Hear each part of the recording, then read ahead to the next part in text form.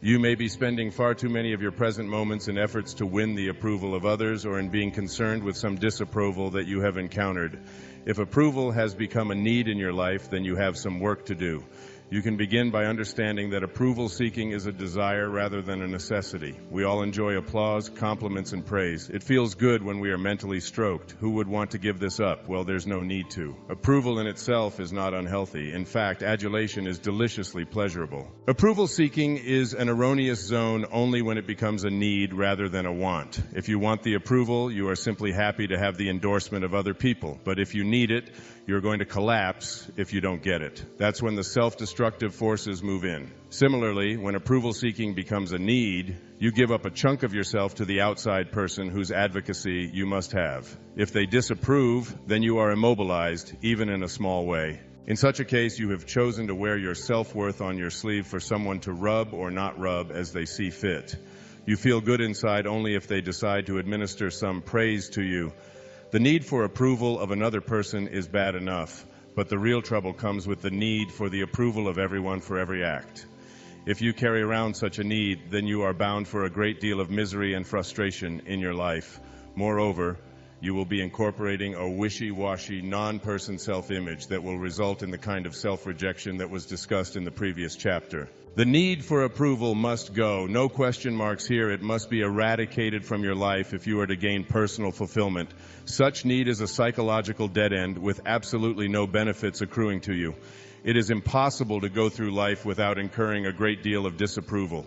It is the way of humanity, the dues you pay for your aliveness, something that simply cannot be avoided.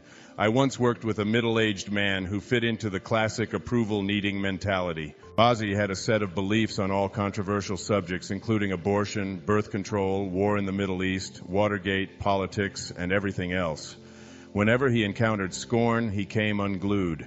He spent a great deal of his energy in getting everyone to sanction him for everything that he said and did. He related an incident with his father-in-law in which he stated that he firmly believed in mercy killing, and he noticed his father-in-law wrinkling his brow in censure. Instantly, almost reflexively, Ozzy modified his position. What I meant was, if someone is conscious and actually asks to be killed, then mercy killing is okay. He noticed his listener was in agreement, and Ozzy breathed a little easier. With his boss, he also declared his belief in mercy killing. But here he received a vociferous disagreement. How can you even say such a thing? Don't you know that's playing God? Ozzy could not tolerate such repudiation. He quickly shifted into a new stance. What I meant was, only in extreme cases, when a patient is declared legally dead, then it's all right to pull the plug.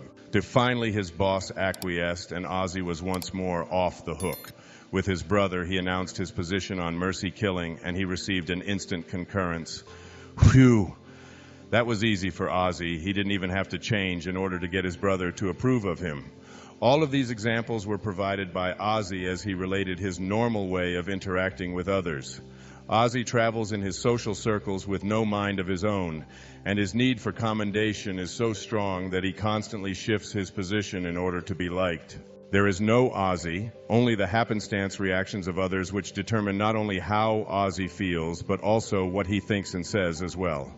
Ozzy is whatever others want him to be. When approval seeking is a need, the possibilities for truth are all but wiped away. If you must be lauded and you send out those kinds of signals, then no one can deal with you straight, nor can you state with confidence what it is that you think and feel at any present moment of your life. Yourself is sacrificed to the opinions and predilections of others. Politicians as a class are generally not trusted. Their need for approval is prodigious. Without it, they are out of work.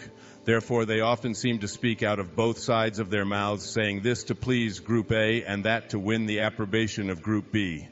There can be no truth when the speaker is shifty and moves around the issues with a skillful kind of maneuvering that is designed to please everyone. Behavior like this is easy to spot in politicians, but more difficult to see in ourselves. Perhaps you've cooled it in order to placate someone, or you found yourself agreeing with someone whose disfavor you fear.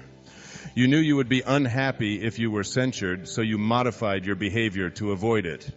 It is tough to handle rebuking and easier to adopt behavior that will bring approval. But when you take this easy way, you're making others' opinions of you more important than your own self-assessments. It's a vicious trap and a difficult one to escape in our society. In order to escape the bear trap of approval seeking, which gives others' opinions control over you, it is important to examine the factors that foster the approval seeking need. Historical antecedents of the need for approval. The need for approval is based on a single assumption. Don't trust yourself. Check it out with someone else first. Our culture is one that reinforces approval-seeking behavior as a standard of life. Independent thinking is not only unconventional, it is the enemy of the very institutions that constitute the bulwark of our society. If you've grown up in this society, you've been tainted by this attribute. Don't swear by yourself is the essence of the need for tribute and the backbone of our culture. Make someone else's opinion more important than your own.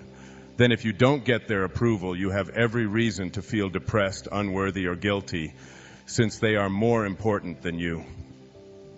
The bestowal of approval can be a great manipulator. Your worth is lodged in others, and if they refuse to dole out their approval, you've got nothing. You are without worth. And so it goes. The more flattery you need, the more you can be manipulated by others. Any steps in the direction of self-approval and independence of the good opinion of others are movements away from their control. As a result, such healthy moves get labeled as selfish, uncaring, inconsiderate, and the like in an effort to keep you dependent. To understand this vicious circle of manipulation, consider the profusion of approval-seeking cultural messages which began when you were a child and which continue to bombard you today. Early family approval-seeking messages. It is important to emphasize here that young children truly do need acceptance from significant adults, parents, in their formative years. But approval should not be contingent upon being proper, nor should a child have to get a parent's sanction for everything he says, thinks, feels, or does. Self-reliance can be taught in the crib, and approval-seeking ought not be confused with love-seeking as you read this section. In order to encourage freedom from the need for approval in an adult, it is helpful to give the child an abundance of approval from the very beginning. However, if a child grows up to feel that he cannot think or act without first securing the permission of a parent, then the neurotic seeds of self-doubt are early planted. Approval seeking as a self-defeating need is mentioned here in terms of a child being conditioned to check it out with mommy or daddy, rather than in the very healthy sense of wanting the love and acceptance of a caring parent. In most cases, our culture teaches a child to rely on others rather than trusting his own judgment. Check out everything with mommy or daddy. What do I eat? When? How much? Ask mommy. Who can I play with? When? Where?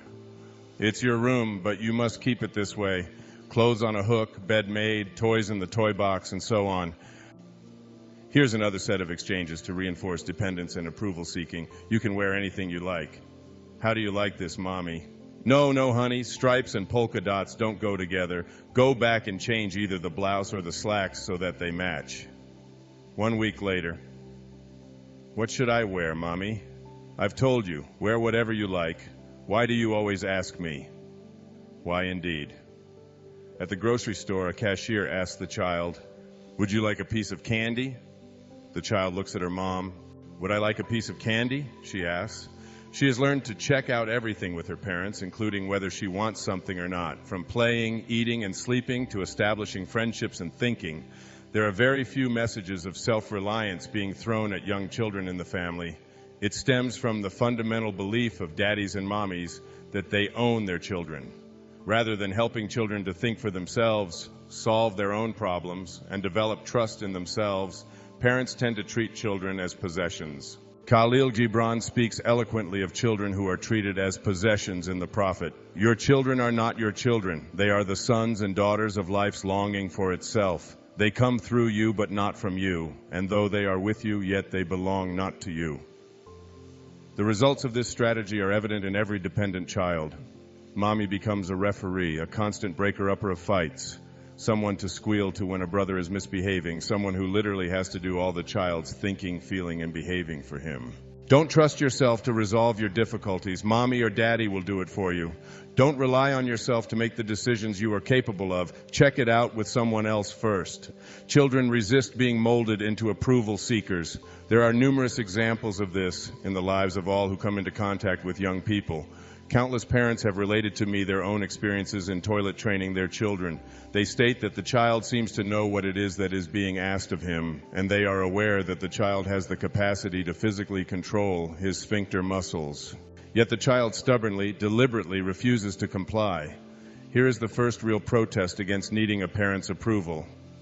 The internal messages are, you can tell me what to eat, what to wear, who to play with, when to sleep, when to come in, where to put my toys, and even what to think, but I'll do this when I am ready. The first successful protest against needing mommy and daddy's approval for everything. As a child, you wanted to think for yourself, to rely on yourself. If your dad was helping you put on your coat when you were small, you said, I can do it myself. But too often the message in return was, I'll do it for you. We don't have time to wait, or you're too little. That spark of independence, that desire to be your own person, which was so alive in you as a child, was often dampened with rely on mommy or daddy. If you don't, we'll disapprove. And when we disapprove of you, you must disapprove of yourself.